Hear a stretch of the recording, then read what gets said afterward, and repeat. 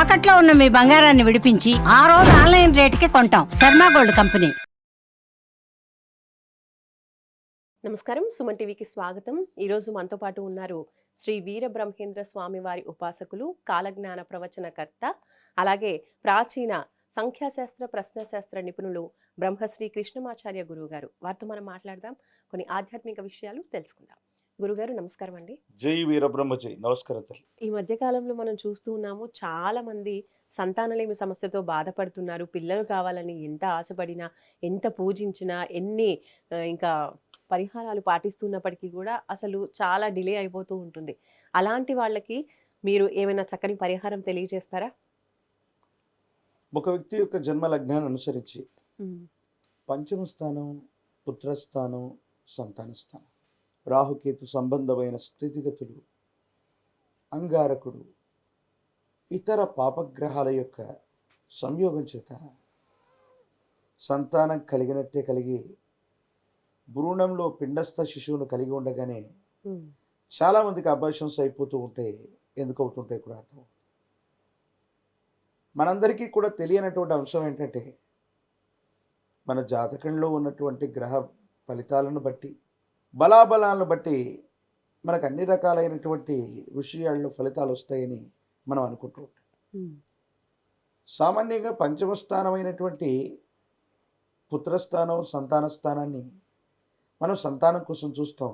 కానీ ప్రాచీనమైనటువంటి సంఖ్య మరియు ప్రశ్నాశాస్త్రం ఏం చెప్తుందంటే, భాగ్యస్థానమైనటువంటి 9వ స్థానం.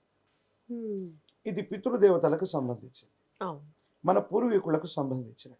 గతించిపోయినటువంటి వ్యక్తుల యొక్క అంతిమ సంస్కారాలు సరిగ్గా జరగకపోయినా, మన పూర్వీకులు ఎవరో చనిపోయి వారి యొక్క ఆత్మశాంతిగా లేక మళ్ళీ వేరే జన్మను తీసుకోకు ఇతరత్ర కారణాల వల్ల ఇబ్బందులు పడుతున్నటువంటి గ్రహగతులు, పరిస్థితులు మనందరికీ కూడా తెలుసు. ఇలాంటి పరిస్థితులు ఉన్నప్పుడు పెద్దల నుండి మనకి స్థిరచరాస్తిపాస్తులు వస్తాయో లేదో తెలియదు, కానీ కొన్ని కర్మ ఫలితాలు మాత్రం తప్పనిసరిగా మనకు లభిస్తాయి. వాటి వల్ల కొన్ని ఇబ్బందులు కలిగేటువంటి అవకాశం ఉంటుంది. ఆ విధమైనటువంటి స్థితిగతుల్లోనే మనం ఇబ్బంది పడుతూ ఉంటాం. ఎవరైనా సరే సంతాన సంబంధమైనటువంటి స్థితిగతుల్లో సంతానం కలగనట్టు అనిపించటం, ఎన్నో సంవత్సరాలుగా వివాహ జీవితంలో మనకంటే చిన్నవాళ్ళు మన కళ్ళ ముందు వాళ్ళకి వివాహం అవుతుంటాయి, వెంటనే సంతానం కలుగుతూ ఉంటారు. 10 సంవత్సరాలు గడిచిన, 15 ఏళ్ళు గడిచినప్పటికీ కూడా సంతానం లభించినటువంటి స్థితిగతులు ఉన్నటువంటి పరిస్థితులు మనం చూస్తుంటాం. ఎన్నో యజ్ఞయాగాది క్రతువులు, ఎన్నో పూజాది క్రతువులు, ఇవన్నీ కూడా చేసినప్పటికీ కూడా సంతానం అనేటువంటిది లభించదు.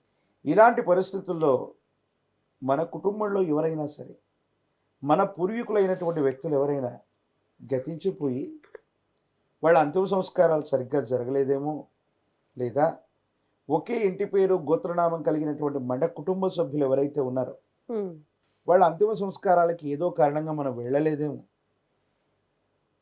వాళ్ళు మన సగోత్రికులై ఏదో కారణాల వల్ల వాళ్ళకి మనకి ఉన్నటువంటి మనస్పర్ధల కారణంగా కూడా మనం సూతకమును పాటించకుండా శుభకార్యాలు చేసుకోవటం, పండుగలు పర్వదినాలు చేసుకోవటం, ఇది కూడా దోషయుక్తమే. ఇలాంటి పరిస్థితుల వల్ల మనకు వారసులైనటువంటి సంతానం మీద ఈ ప్రభావం పడేటువంటి అవకాశం ఉంది. కాబట్టి సంతానం కలగకపోవటము, కలిగినప్పటికీ కూడా సరైనటువంటి సంతానం కలగకపోవటము, ఈ విధమైనటువంటి దోషయుక్తమైనటువంటి పరిస్థితులన్నీ కూడా మనం చూస్తుంటాం. ప్రత్యేకించి ఏ దేవతాగణాన్ని మనం పూజించాలి, ఏ దేవుడు మనకి సంతానాన్ని అనుగ్రహిస్తాడు, లేకపోతే ఏ అమ్మవారి యొక్క అనుగ్రహం చేత మనకు సంతానం లభిస్తుంది అన్నటువంటి విషయాన్ని తాంత్రిక శాస్త్రాన్ని పరిశీలిస్తే మనకు వచ్చినటువంటిది ఏంటంటే, గణానాంత్వా గణపతి, గణములన్నిటికీ మూలమై ఉన్నటువంటి వాడు గణపతి. గణపతి యొక్క జన్మ అద్భుతమైంది. అమ్మవారు పసుపు ముద్దతో తయారు చేసి ప్రాణప్రతిష్ఠ గావిస్తే ఏర్పడ్డటువంటి అద్భుతమైనటువంటి బాలుడు. అటువంటి విశేషవంతమైనటువంటి స్థితిగతుల్లో తెల్ల జిల్లేడు చెట్టు యొక్క మూలం, ఇది గణపతి యొక్క స్థానం. శ్వేతార్క మూలంగా పిలుస్తారు. ఎవరైనా సరే తెల్ల జిల్లేడు చెట్టు యొక్క మూలం ఇంటి ప్రాంగణానికి తీసుకొచ్చి ఒక రాగిరేకు మీద సంతానం కలగనటువంటి భార్యాభర్తల యొక్క గోత్రనామాలు అందులో రాయాలి.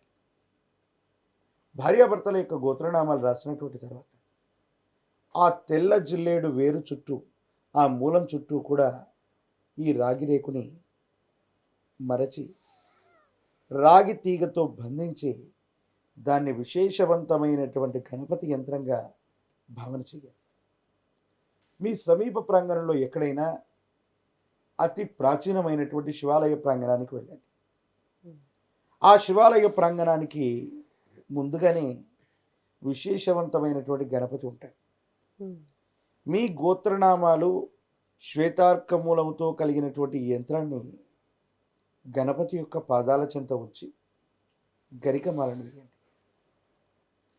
3 బుధవారాలు అవ్వచ్చు, లేదా 5 బుధవారాలు అవ్వచ్చు, లేదా ప్రతి మాసంలో వచ్చే సంకష్టహర చతుర్థి అవ్వచ్చు. విశేషవంతమైనటువంటి తిథి రోజు మీ అవకాశాన్ని బట్టి గణపతిని విశేషంగా ఆరాధన చేయండి. ఆరాధన చేసి ఇంటికి వచ్చినటువంటి తర్వాత ఈ గణపతి యంత్రాన్ని మీ ఇంట్లో పూజా మందిరంలో కానీ, మీకు సౌలభ్యం ఉన్నటువంటి సౌకర్యం ఉన్నటువంటి చోట కానీ ఉంచండి. ఒక విశేషవంతమైనటువంటి గణపతి మంత్రం ఉంది. అంత గొప్ప మంత్రాన్ని గనక గురుముఖత మంత్రాన్ని తీసుకోవాలనుకుంటారు. పోనీ అంత గొప్ప మంత్రం చాలా వరకు అందరికీ కూడా గురుముఖత ఇవ్వటం అనేటువంటి కుదరదు.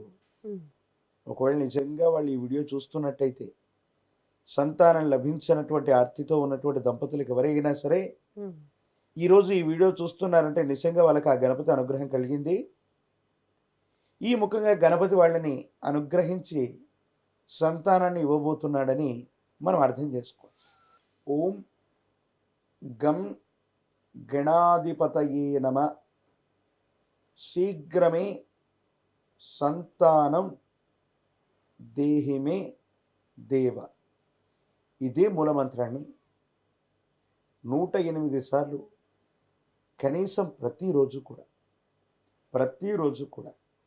108 సార్లు ఈ మూలమంత్రాన్ని మనసులో తలచి 41 రోజుల పాటు మండల దీక్షగా నియమనిష్టలతో కూడినటువంటి జీవన విధానంతో అన్యోన్యకరమైనటువంటి దాంపత్య జీవితంలో ఉంటూ 41 రోజుల పాటు గణపతిని విశేషంగా పూజించి ఈ శ్వేతార్క మూలాన్ని 42వ రోజు ప్రవహిస్తూ ఉన్నటువంటి నదీ జలంలో నిమజ్జనం చేస్తే చాలు.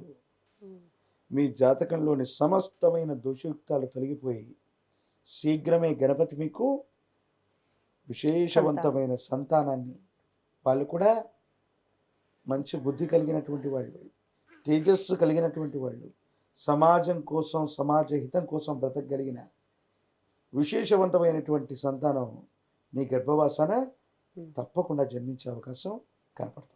చాలా చక్కని పరిహారం తెలియజేశారు గురుగారు. ఎన్నో వేల మంది ఎంతో హాస్పిటల్స్కి గుడులకి తిరగడం ఎంత ప్రయత్నించినప్పటికీ కూడా పరిష్కారం దొరకని వాళ్ళకి ఈరోజు ఈ వీడియో ద్వారా ఒక చక్కని మంత్రోపదేశంతో చక్కని పరిష్కారాన్ని తెలియజేసినందుకు ధన్యవాదాలు గురుగారు. జై వీరబ్రహ్మ జై గోవింద. చూసారు కదండి, సంతానం లేక ఇబ్బంది పడుతున్న వాళ్ళు ఈ పరిహారాన్ని పాటించండి. చక్కగా మంచి బిడ్డలతో ఆరోగ్యంగా ఉండండి. మరొక మంచి కార్యక్రమంతో మళ్ళీ కలుసుకుందాం. నమస్కారం.